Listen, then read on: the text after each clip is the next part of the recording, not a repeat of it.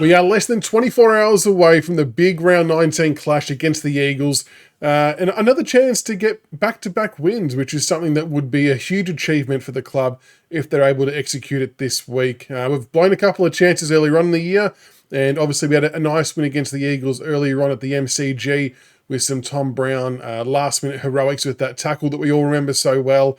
Hopefully it doesn't go down to the wire quite like that one did. But I think we're definitely going to have our work cut out for us in this game. And it's going to be interesting to see how we respond after last week. And I know that response after a win might seem a little bit silly, but it's obviously no secret that the way the game was played wasn't a great style, I guess, last week. I mean, we got the 4 points, and a lot of that style was dictated to because of what the Bombers were doing, a little bit less of what we were doing. But we just didn't quite cope and handle it very well. And we just kind of battled away and just scraped over the line. So, look, I think that McQualter and the Eagles, I don't think they're going to do what Essendon did. I can't see them being so negative and throwing 2 or 3 players behind the ball. I do feel like they are a side that is really wanting to thrive on fast ball movement and to attack themselves, which we kind of saw a little bit of in their game against Port Adelaide.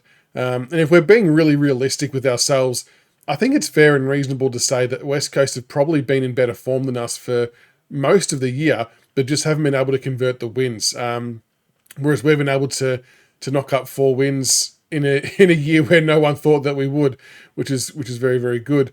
But look, they're about 1.5, 2 years ahead of us in terms of their development. They've brought back some pace, which worries me a little bit. Liam Ryan, Tim Kelly, and Jake Petruccelli. I actually often think that Petruccelli is a little bit underrated. There's been a few times where I wouldn't have minded him at our club just for the speed he provides up front. But Liam Ryan, we saw last time that Mini was prepared to chuck him into the midfield mix as well, which I think maybe caught us a little bit off guard, similar to how the Cosy Pickett move went for the Ds. So I'll be looking for that to happen again potentially. And Tim Kelly is a prolific ball winner, hasn't had the best year, but McQualter having the balls to drop him, being one of their more high-profile players, I think has paid off a little bit for them. And look, I won't be shocked if we see a really strong game from Tim Kelly, more because he's got a lot to prove now. Like, he's no longer safe. He's on the chopping block. So our midfield's going to have its work cut out for it. As we all know, week in, week out, we're going to roll with Taranto, Hopper, and Prestia. And I think we can do okay from a clearance perspective against Reed, Kelly, Brady Ho, and I mean, Cripps might go through there. I'm not sure if Baker will roll through there at all at any stage. Liam Ryan. So I think we can win our fair share of clearance. Like we always say, though, it's the quality of the clearance that we get. I don't know whether we're going to be quick enough to get breakaway speed from the clearance ourselves. And on the flip side of the coin, I do worry that if the Eagles are able to manufacture some space in the middle, that they'll be able to get into space and cause some damage going forward. So that's a real worry for me. And even just their pace in general, the outside speed of any club, as we all know, is a bit of a concern. Where I do think we match up well, I do think our defence should match up fairly well on their forward line. So that their forwards are fairly inexperienced. And our back six, like we know, is probably our most settled part of the ground. And it did a really good job last week against the Bombers. It's done a good job all year, to be fair. Even though we've had some big losses, that's probably more to do with midfield pressure or lack of than anything else. But we'll be looking for Miller and Tyler Young to step up and do another really good job on Jobe Shanahan and Jack Williams. So Shanahan, obviously, in his first year, highly touted forward. He's going to be a great player.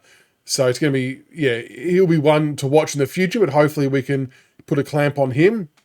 And then, look, Baker's named at half forward, but I'm not sure. He can play anywhere, as we know. He can play at all ends of the ground.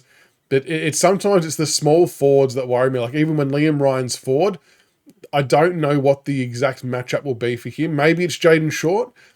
Maybe it's Sam Banks. I think he's probably a bit too nimble for Vlosten and Broad. I think a few years ago, they were pretty good matchups for him. I just think we've seen a little bit of evidence this year to show that those quicker, more nimble, small forward types can get away from him. So I'd maybe try, a Short or a Sam Banks potentially and see how we go there. The ruck department, I mean, most opposition rucks tend to beat up on the West Coast rucks this year because they are fairly young and, they're inexperienced. They're actually mature players in terms of age. I think they're in their 25 and 27 year mark. So Nank really needs to be looking to get a hold of this game and just to outwork him around the ground.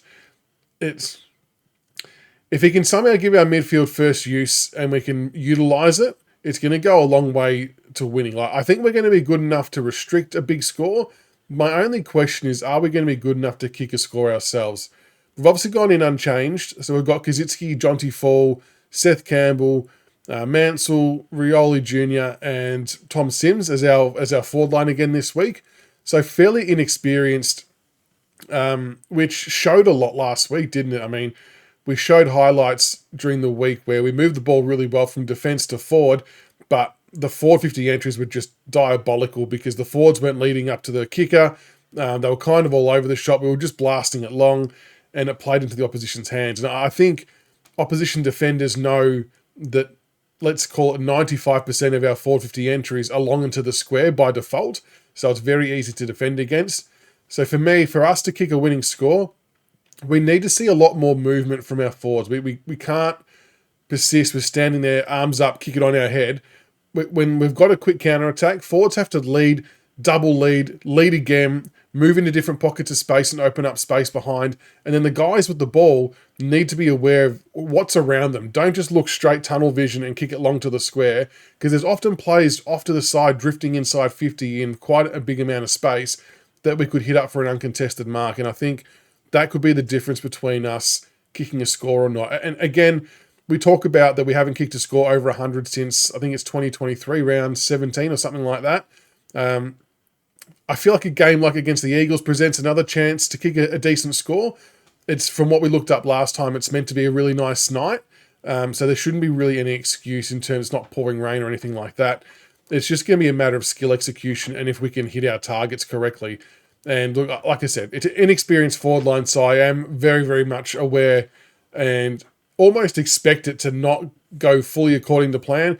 But we just got to try and keep that quick ball movement happening. I mean, just keep it moving on at all costs. The quicker we can move the ball and the more frequently we can move the ball coming out of the back line, the less chance the Eagles get to set up. Now, we've seen obviously how that works against top four sides. They're very quick at setting up.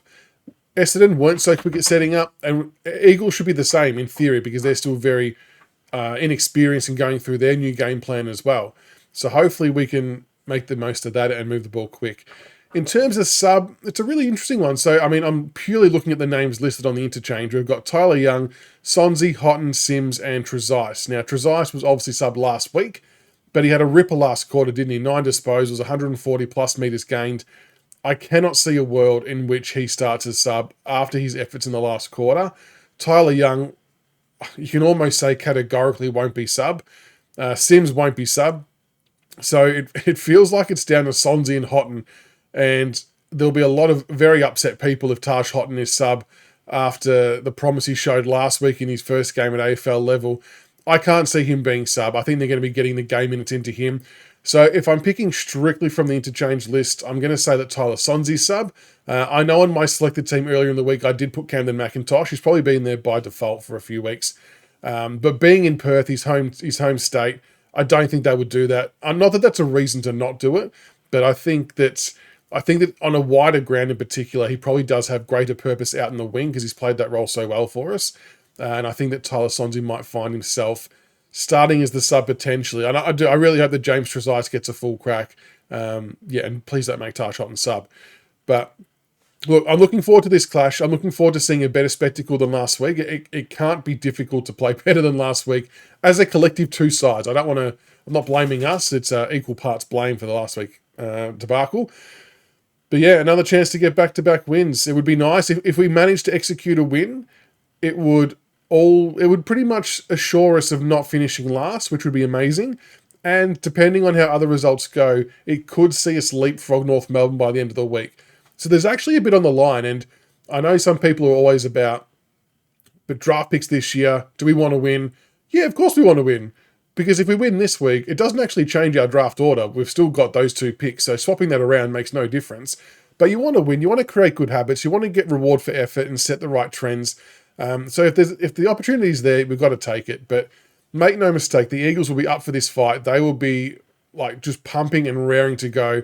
Because for them, this could be the only game left of the year that they might be able to win. So they're going to want to get a bit of respectability back. They're going to want to show their supporters something. So it's going to be a fierce contest. And I really think this first quarter is going to be the most interesting quarter out of the lot. If we can ride the wave of emotion and not let it get away from us, I think we're a chance. So we'll have to keep an eye on that. But look, I've flip-flopped with my prediction. I really want us to win this one. I'll say the Tigers by 13, but I do think the Eagles are going to come out pretty hot in this one, and it could overwhelm us a little bit as the game gets on, but we'll see how it pans out. But they're the final thoughts. Let us know what you think in the comments below. Who are you tipping, by how much? Any special players you want to mention that you're hoping to see something from, let us know. And we will see you tomorrow night for the game. We'll hopefully do a live. We'll try and work something out there. But otherwise, enjoy wherever you're watching the game from. Until next time, go Tigers.